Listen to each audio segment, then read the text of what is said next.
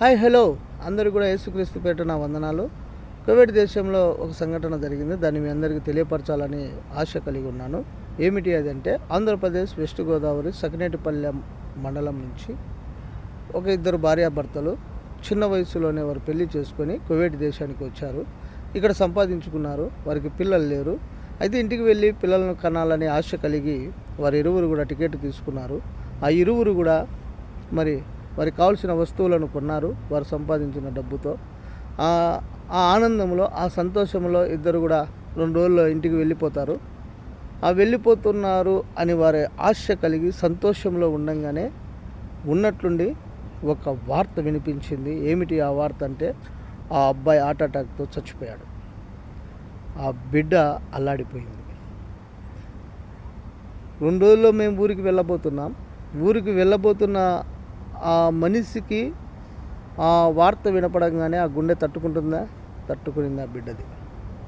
అయితే ఇది ఎప్పుడు జరిగింది అంటే, నవంబర్ 8వ తారీఖున 2025 అతని భూస్థాపన నిన్నటి దినమున జరిగింది.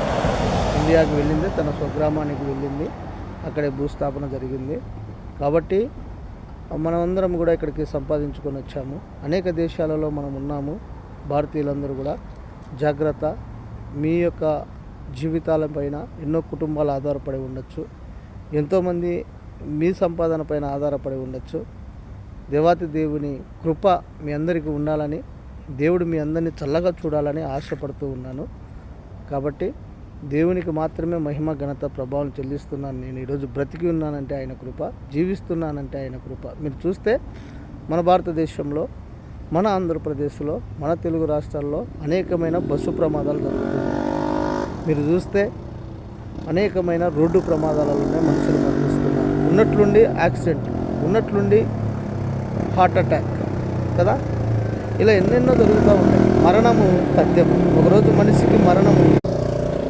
మనిషికి మరణం ఉంది. ఆ మరణము నీకు రాక మునిపే, ఆ మరణము నిన్ను చేరక మునిపే, ఆ మరణము నిన్ను తాకక మునిపే సృష్టికర్తను నువ్వు తెలుసుకో.